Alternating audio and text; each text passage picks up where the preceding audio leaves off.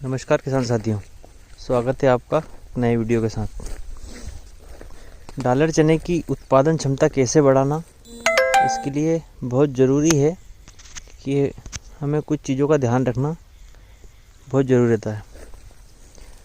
अब वो क्या क्या चीज़ें हैं जिनसे हम डॉलर की उत्पादन क्षमता बढ़ा सकते हैं।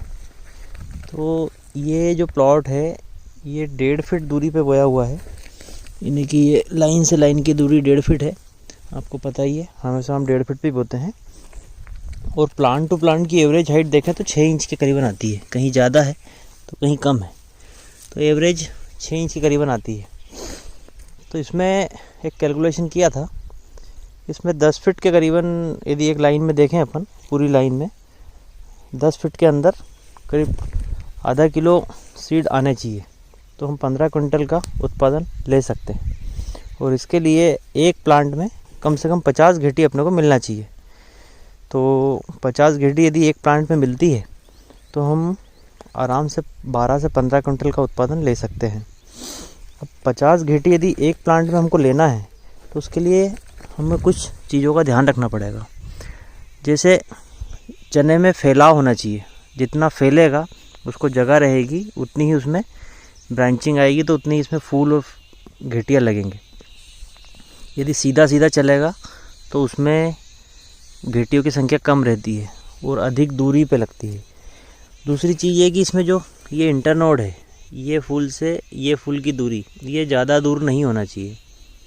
ये ज़्यादा दूर रहेगी तो जो ऊपर की घेटी बनेगी वो या तो छोटी बनेगी या फूल से घेटी बन नहीं पाएगी और फूल खिर जाएगा, क्योंकि जो भी तत्व हैं यहाँ से जाएंगे, जड़ से लेके जितनी दूरी तक जाएंगे उतने कम मिलेंगे।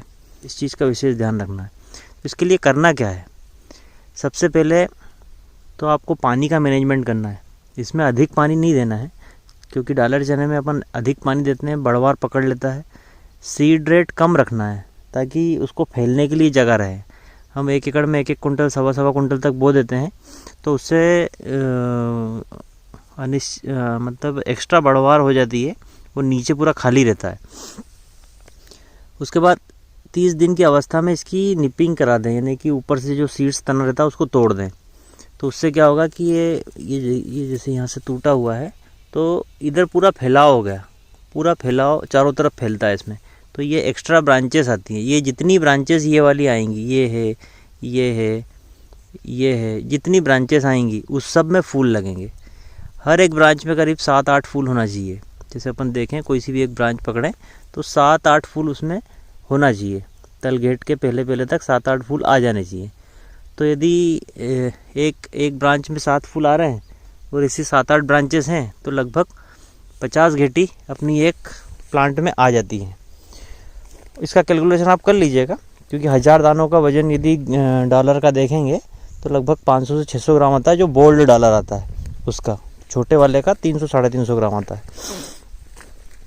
तो ये एक तरीका है कि एक तो गुठाई कर दें, पानी कम दें। उसके बाद इसमें फर्स्ट स्प्रे में जब 30 दिन की कंडीशन के ऊपर बाद में जब एक स्प्रे करते हैं अपन, तो उसमें चमत्कार, जो घरड़ा कंपनी का चमत्कार आता है, BSF का लियोसिन आता है, एक श्री सिद्धि का फार्म गोल्ड करके नाम से आता है।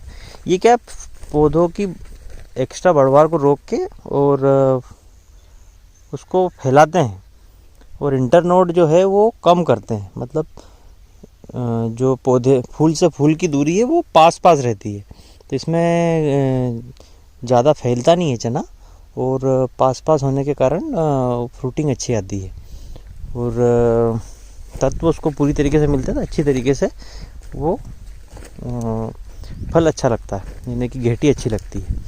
और उसके बाद ये तो हो गई इसके फैलाव की बात। बाकी पोषण प्रबंधन तो सबको पता ही रहता है।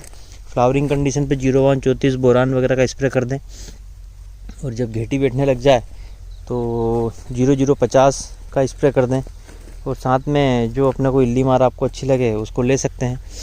तो ये कुछ चीज़ें हैं जिससे हम डॉलर का उत्पादन बढ़ा सकते हैं, और ख़र्चा इसमें कुछ एक्स्ट्रा नहीं लग रहा है, केवल मैनेजमेंट की ही ज़रूरत है। अब देखिए इसमें कितने फूल लगे हुए हैं, एकदम खुला झाड़ है, और कितने सारे इसमें फूल लगे हुए हैं। तो ये ज़रूरी है अपने को देखना कि इसका मैनेजमेंट किस तरीके से करें। हर ब्रांच पे 7-8 घेटी और कम से कम 7-8 ब्रांच एक प्लांट में। एक प्लांट में 50-55 घेटी आ गई तो हम समझ लो कि 12 से 15 कुंटल प्रति एकड़ डॉलर का उत्पादन ले सकते हैं। धन्यवाद।